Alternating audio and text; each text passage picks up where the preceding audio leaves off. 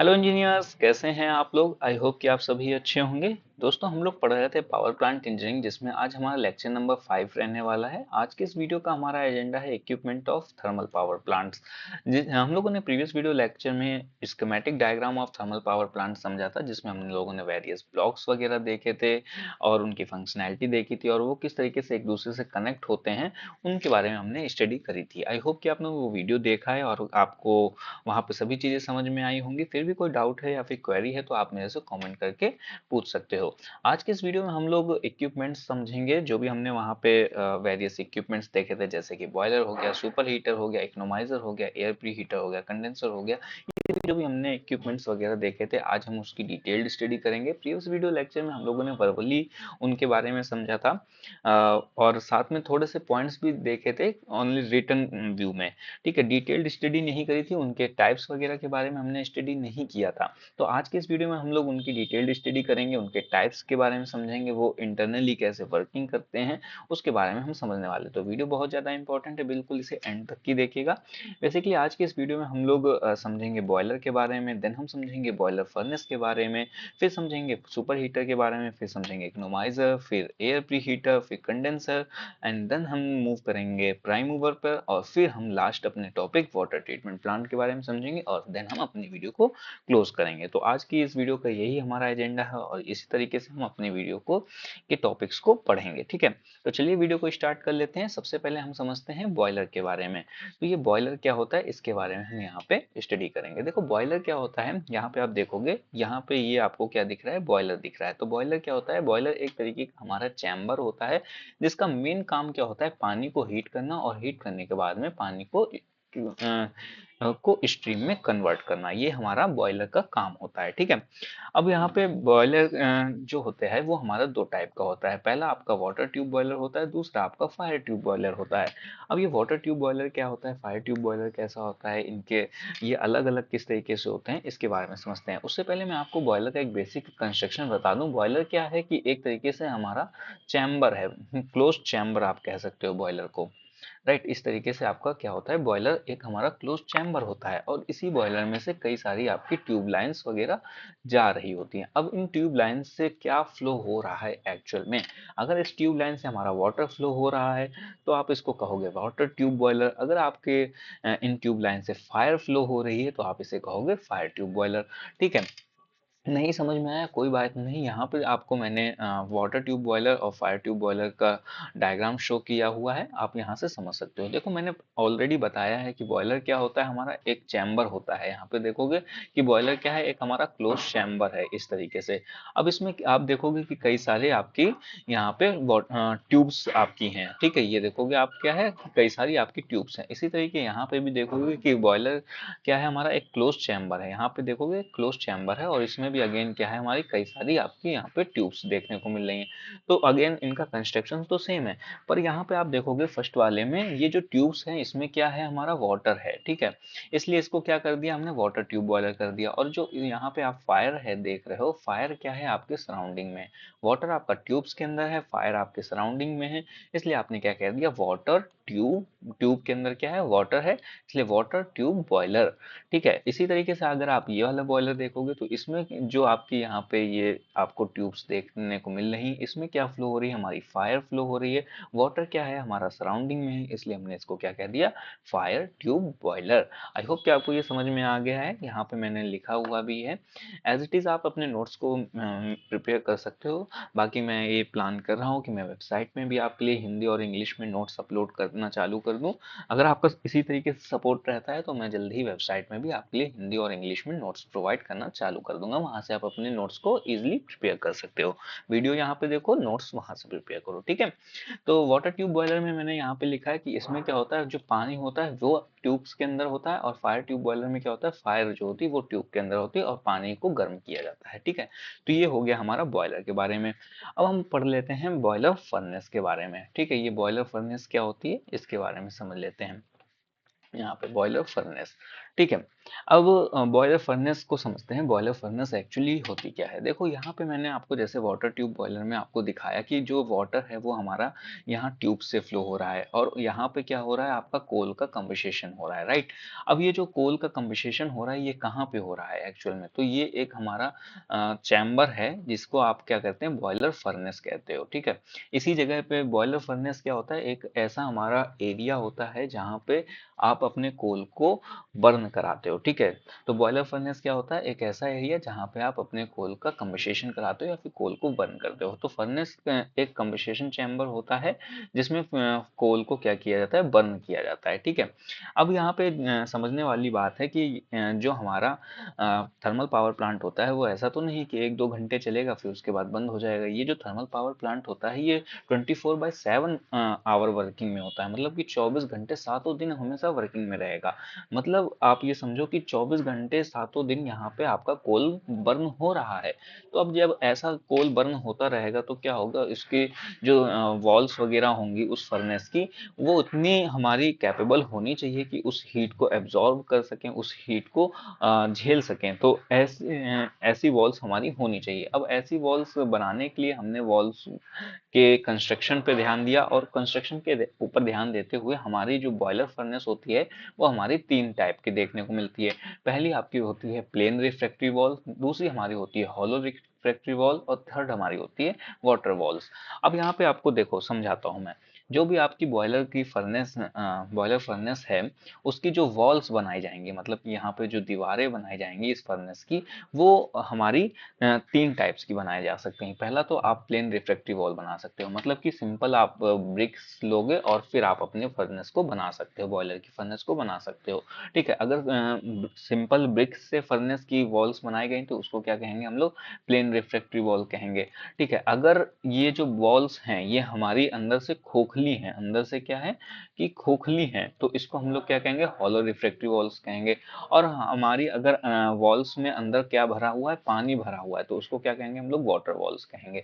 तो I hope कि ये बॉयलर फर्नेस आपको समझ में आ गया होगा। एक छोटा सा क्विक रिवीजन दे देता हूँ इसका, कि बॉयलर फर्नेस क्या होता है, एक ऐसा एरिया होता है जहाँ पे क्या किया जाता है, कोल का कंबेसेशन किया जाता है, जहाँ पे आपके फ्यूल को बर्न किया जाता है, ठीक है। उसको क्या कहते हैं, बॉयलर फर्नेस कहते हैं।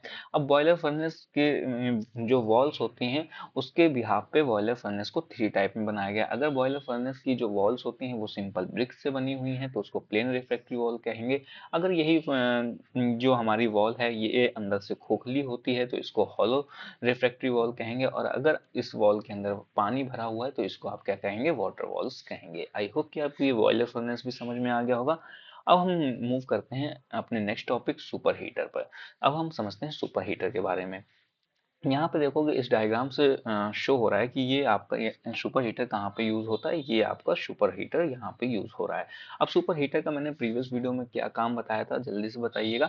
सुपर हीटर का मैंने आपको प्रीवियस वीडियो में काम बताया था कि ये हमारी जो स्ट्रीम है, जो बॉयलर में से स्ट्रीम बनी, अब ये जो स्ट्रीम हमारी टरबाइन में जा रही है, इसको क्या करता है, एडिशनल हीट प्रोवाइड करता है, ठीक है, एडिशनल टेम्परेचर प्रोवाइड करता है। तो सुपर हीटर का हमारा काम क्या होता है, सुपर हीटर का काम स्ट्रीम को टेम्परेचर, एक्स्ट्रा टेम्परेचर प्रोवाइड कराना होता है, उसके टेम्परेचर को क्या करना होता है, बढ़ाना होता है, ताकि क्या हो सके, जो भी हमारे बॉयलर की एफिशिएंसी है वो हमारी इम्प्रूव हो सके, ठीक है। तो ये सुपर हीटर का हमारा काम होता है। अब जो सुपर हीटर होता है इसको जो हीट मिलती है, अब सुपर हीटर जाहिर सी बात है कि स्ट्रीम को क्या कर रहा है, एक्स्ट्रा हीट प्रोवाइड कर रहा है। तो अगेन सुपर हीटर को हीट कहाँ से मिल रही है, तो उसको हीट मिलती है बॉयलर की फ्लू गैसेस से। ये मैंने आपको प्रीवियस वीडियो में बताया था, पर अगेन हम लोग आज की वीडियो में हम थोड़ा डिस्कशन करेंगे। तो डिटेल्ड हम डिस्कशन कर रहे हैं। तो जो हमारे सुपर हीटर था, ये आपको जो सुपर हीटर मिला है, इसको हम लोग 2 तरीके से हीट दे सकते हैं। अब किन तरीके से हीट दे सकते हैं इसको समझते हैं, ठीक है। अब हीट देने के टाइप के बिहाफ पे भी हम सुपर हीटर को 2 टाइप से बांट रहे हैं। तो उसके बारे में हम डिस्कशन करेंगे कि सुपर हीटर, अभी हमने क्या समझा, सुपर हीटर के बारे में समझा, राइट। अब हम समझेंगे सुपर हीटर का टाइप। तो जो सुपर हीटर का टाइप हम समझ रहे हैं वो हम डिवाइड कर रहे हैं कि सुपर हीटर को हीट कैसे हमने दिया। तो जो सुपर हीटर का टाइप है वो दो टाइप का होता है। पहला होता है हमारा रेडिएंट सुपर हीटर, दूसरा होता है हमारा कन्वेक्शन सुपर हीटर। अब रेडिएंट सुपर हीटर और कन्वेक्शन सुपर हीटर क्या होता है, इसको समझना। अब सबसे पहले हम ये समझते हैं कि हीट कैसे ट्रांसफर की जा सकती है। देखो, जो हीट होती है एक स्थान से, अगर ये हमारा ए पॉइंट है और ये हमारा कोई बी पॉइंट है, इस पॉइंट से इस पॉइंट में अगर हम हीट को ट्रांसमिट करना चाहते हैं तो वो हमारी थ्री टाइप से हीट को ट्रांसमिट किया जा सकता है। पहला, आप कंडक्शन के थ्रू हीट को ट्रांसमिट करते हो, दूसरा आप कन्वेक्शन के थ्रू हीट को ट्रांसमिट करते हो, तीसरा आप रेडिएशन के थ्रू हीट को ट्रांसमिट करते हो। ठीक है। अब ये कंडक्शन क्या होता है, कन्वेक्शन क्या होता है, रेडिएशन क्या होता है, इसको समझते हैं। आपने घर में देखा होगा कि अगर आप खाना बना रहे हो तो कंचल अगर आपकी या फिर चम्मच आपकी गैस पे रखी है तो आपको उसके एंड वाले सिरे पे हीट आपको देखने को मिलेगी। अगर ये मान लो हमारी क्या है, चम्मच है, और यहाँ पे आपने क्या कर दिया है, इसको आपने उसमें गैस में रख दिया है, तो आपको इस जगह में हीट आपको देखने को मिलेगी। तो जो हीट हमारी इस जगह से लेकर के इस जगह पे आ गई, इसी को क्या कहेंगे हम लोग, ये किस वजह से आई, कंडक्शन मेथड के थ्रू हीट एक जगह से दूसरे जगह आई। ये जो हमारा मेथड होता है ये हमारा सॉलिड मेटल्स में होता है। और इसमें क्या होता है, जैसे कि आपकी जो हीट होगी एक जगह से दूसरी जगह में कैसे जाएगी, आपके पार्टिकल्स के थ्रू, जो भी हमारा मैटर होगा उसके पार्टिकल के थ्रू एक जगह से दूसरी जगह हीट जाएगी। दूसरा हमारा हीट ट्रांसमिशन का मेथड होता है कन्वेक्शन मेथड। कन्वेक्शन मेथड में क्या होता है कि जो हमारे लिक्विड्स होते हैं और गैसेस होती हैं, उनमें हीट एक जगह से दूसरी जगह होती है। ठीक है। और जो हमारा रेडिएशन मेथड होता है, इसमें क्या होता है, बिना किसी मीडियम के एक जगह से दूसरी जगह हीट जाती है। जैसे कि हमारी सन की गर्मी जो होती है वो हम तक कैसे आती है, रेडिएशन के थ्रू आती है। ठीक है। तो यहाँ पे मैंने आपको बताया कि जो हीट होती है वो एक जगह से दूसरी जगह कैसे ट्रांसमिट होती है। पहला होता है कंडक्शन के थ्रू हीट एक जगह से दूसरी जगह ट्रांसमिट होती है। इसमें हीट को ट्रांसमिट होने के लिए क्या होगा कि किसी सॉलिड मटेरियल की रिक्वायरमेंट पड़ेगी। दूसरा हमारा मेथड था कि कन्वेक्शन के थ्रू हमारी हीट एक जगह से दूसरी जगह में ट्रांसमिट होती है। इसमें क्या होता है, लिक्विड और गैसेस में हमारा कन्वेक्शन के थ्रू हीट ट्रांसमिट होती है। तीसरा हमारा था रेडिएशन के थ्रू हीट ट्रांसमिट होगी एक जगह से दूसरी जगह, जैसे कि हमारी सन से आने वाली हीट हमारी अर्थ में, ठीक है, रेडिएशन के थ्रू ट्रांसमिट होती। तो इन्हीं हीट के ट्रांसमिशन के बिहाफ में सुपर हीटर को भी हमने दो तरीके से बांटा। जैसे कि पहला है हमारा super heater, radiant super heater, और दूसरा है हमारा कन्वेक्शन सुपर हीटर। अब जो रेडिएंट सुपर हीटर है, यहाँ पे देखो, मैंने क्या बताया कि जो हमारी हीट होती है वो अगर रेडिएशन के थ्रू हमारी हीट एक जगह से दूसरी जगह ट्रांसमिट हो रही है तो इसमें किसी भी मीडियम की जरूरत नहीं है। बस केवल हीट एक जगह से दूसरी जगह ऑटोमेटिकली अपना वहां से ट्रांसमिट होने लग जाती है। तो जो रेडिएशन सुपर हीटर होता है, इसमें क्या होता है, इसमें जो हीट होती है वो डायरेक्टली फर्नेस के रेडिएशन से, जो भी फर्नेस हमने अभी पिछली वीडियो में पढ़ा, बॉयलर की फर्नेस की रेडिएशन से सुपर हीटर में ट्रांसमिट हो जाती है। ठीक है। जैसे यहाँ पे समझो ये बॉयलर हमारा यहाँ पे बर्न हो रहा है, इसकी रेडिएशन होगी, इसके आसपास की एरिया जो होगा वो गर्म होगा।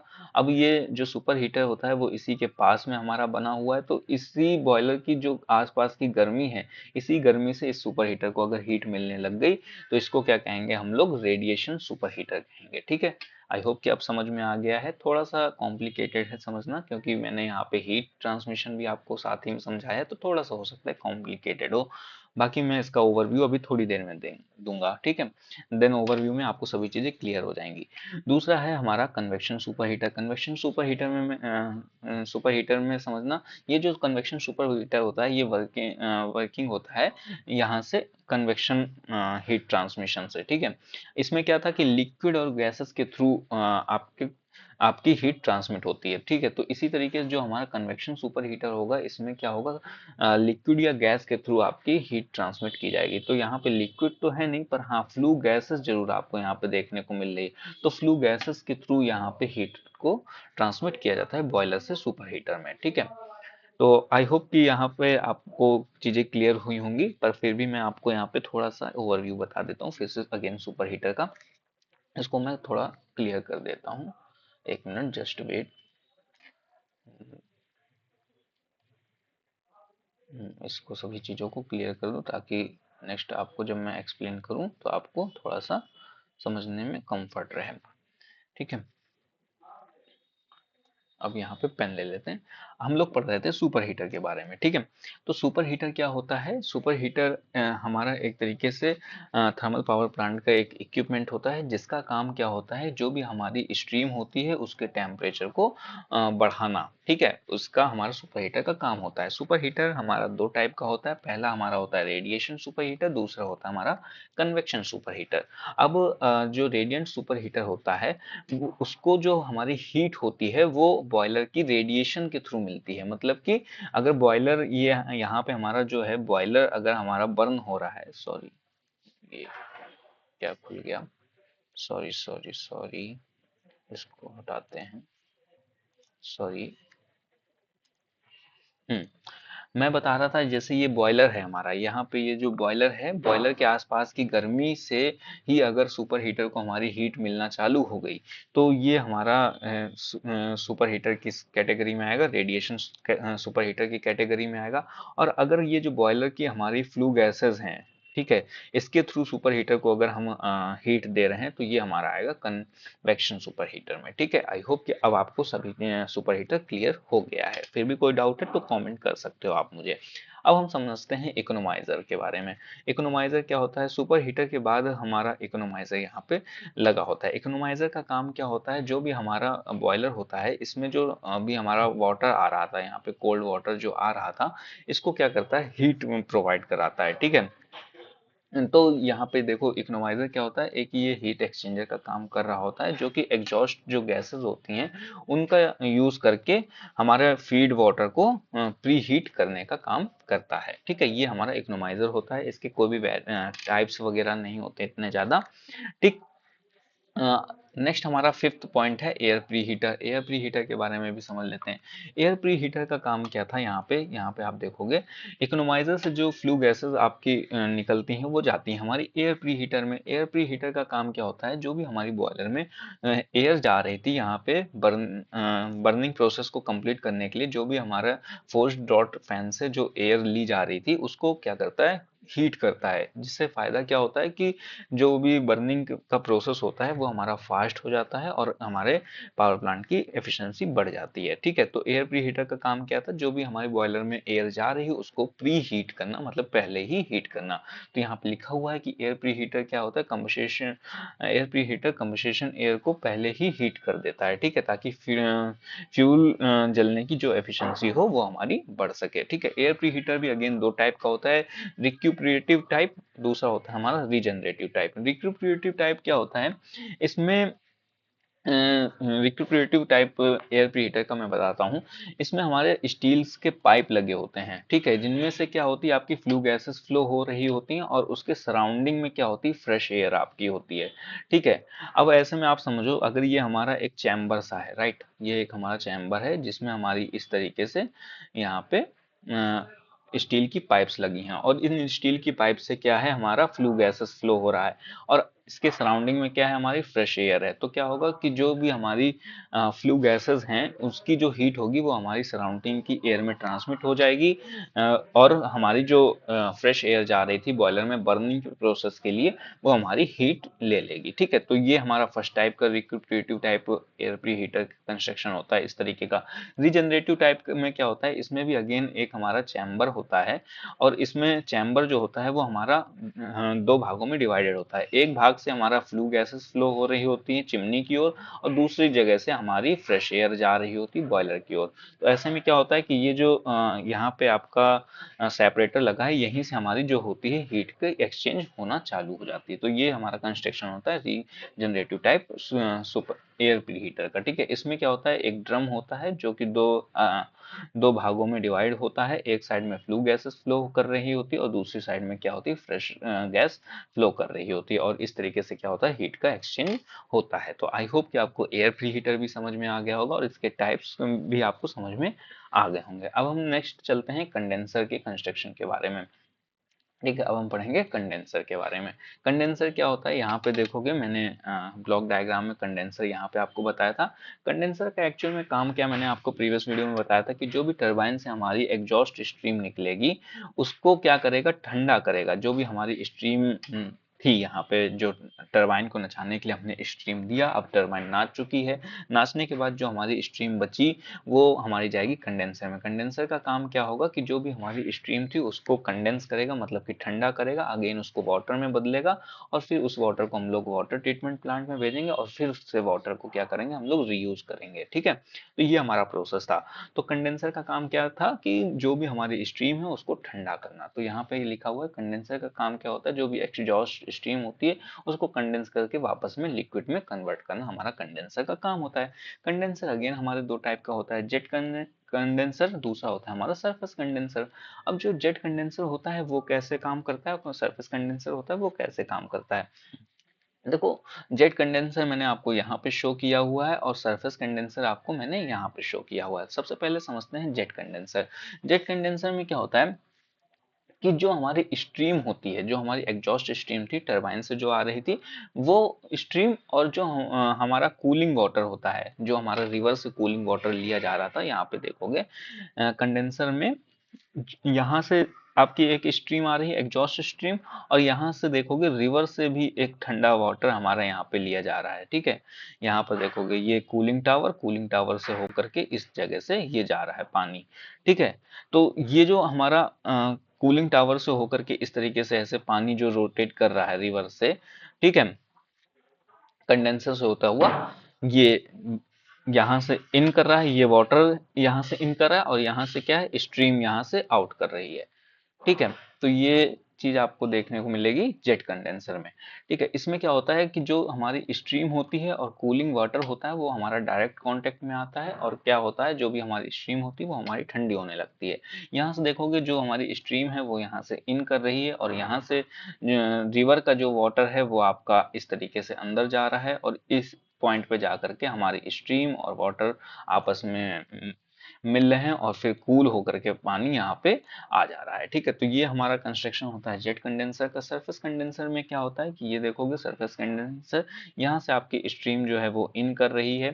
ठीक है, और यहाँ से आपका क्या है कूलिंग वाटर जो आपका रिवर से आ रहा था वो आपका इन कर रहा है और इस तरीके से कूलिंग वाटर यहाँ पे रोटेट करता हुआ यहाँ से निकल रहा है। और स्ट्रीम क्या है, इसके सराउंडिंग ब्लैक वाला जो एरिया है, यहाँ से ऐसे स्ट्रीम इस पाइप के से छूती हुई बाहर आ रही। तो ऐसे में क्या होता है जो भी हमारा ठंडा पानी होता है वो स्ट्रीम की हीट को एब्जॉर्ब कर लेता है और स्ट्रीम क्या हो जाती है हमारी ठंडी हो जाती है और यहाँ से इस तरीके से स्ट्रीम हमारी निकल जाती है। ठीक है, तो ये हमारी कंस्ट्रक्शन होती है सरफेस कंडेंसर की। आई होप कि आपको कंडेंसर भी समझ में आ गया है कि जो जेट कंडेंसर होते हैं इसमें क्या होता है जो स्ट्रीम होती है और कूलिंग वाटर होता है वो डायरेक्ट कांटेक्ट में आता है। मैंने बताया यहाँ पे देखोगे डायरेक्ट कांटेक्ट में आ रहा है।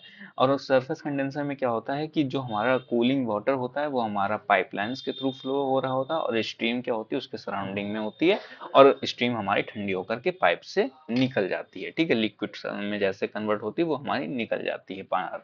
ठीक है, तो यहाँ सरफेस कंडेंसर में भी लिखा हुआ है इसमें स्ट्रीम और कूलिंग वाटर सेपरेट रहते हैं जो कि बेटर एफिशिएंसी प्रोवाइड करता है। ठीक है, आई होप कि कंडेंसर भी आपको क्लियर हो गया। अब समझते हैं हम लोग प्राइम मूवर के बारे में। प्राइम मूवर क्या होता है, देखो प्राइम मूवर यहाँ पे मैंने आपको समझाया था कि ये हमारा क्या है टरबाइन जो है ये एज अ वर्क कर रही है हमारी प्राइम मूवर की। और ये प्राइम मूवर का काम क्या होता है, जो हमारा अल्टरनेटर होता है उसको हमारा रोटेट कराना काम होता है प्राइम मूवर का। तो प्राइम मूवर में आपने क्या देखा कि आप स्ट्रीम को एंटर करा रहे हो और वो हमारी क्या कर रही है स्ट्रीम मैकेनिकल एनर्जी में कन्वर्ट हो रही है। अब ये मैकेनिकल एनर्जी में स्ट्रीम कन्वर्ट कैसे हो रही है ये समझना। देखो जो प्राइम मूवर होता है, प्राइम मूवर एक ऐसा डिवाइस होता है जिसका काम क्या होता है स्ट्रीम एनर्जी को मैकेनिकल एनर्जी में कन्वर्ट करना। ठीक है, जो प्राइम मूवर होता है वो दो टाइप का हमारा होता है, पहला होता है इम्पल्स टाइप, दूसरा होता है हमारा रिएक्शन टाइप। जो फर्स्ट वाला मैंने आपको शो किया है ये इम्पल्स टाइप प्राइम मूवर है और ये जो सेकंड वाला मैंने आपको शो किया है ये हमारा impulse reaction type prime mover है। अब जो इम्पल्स टाइप प्राइम मूवर होता है इसकी वर्किंग समझना। इसमें क्या होता है कि ये एक हमारा रोटेट करने वाला एक ये हमारा रोटर लगा होता है इसमें। ठीक है, और इसी रोटर पे क्या होती है ये विंग्स वगैरह आपकी शो होती है, जो कटोरी नुमा आकार की आपको चीजें दिख रही है ना ये इसकी विंग्स हैं। ठीक है, और जो स्ट्रीम होती है ये एक नोजल के थ्रू यहाँ पे आपकी एंटर कराई जाती है। ठीक है, तो अब यहाँ पे अगर आप इस एरिया को थोड़ा सा गौर से देखोगे कि ये स्ट्रीम जो है ये एक तरीके से हमारी जो विंग्स निकली थी इस रोटर की, इसमें क्या कर रही है, फोर्स मार रही है। अब जब फोर्स मारती है तो ये क्या होता है, नाचने लगता है। अब ये जो नाचने लगा, ये क्या कर दिया, इसने स्ट्रीम एनर्जी को कन्वर्ट कर दिया मैकेनिकल एनर्जी में। ये जो नाचने लगा ना, ये क्या है, हमारा मैकेनिकल एनर्जी है। ठीक है, तो यहाँ पे आपने देखा कि किस तरीके से स्ट्रीम मैकेनिकल एनर्जी में कन्वर्ट हो गई। अब ये जो हमारा नाचने लगा मतलब रोटेट करने लगा, इसी को हम कनेक्ट कर देते हैं पुली से अपने जनरेटर के साथ में। अब जब जनरेटर या फिर अल्टरनेटर के साथ में हम लोग कनेक्ट कर देते हैं पुली से।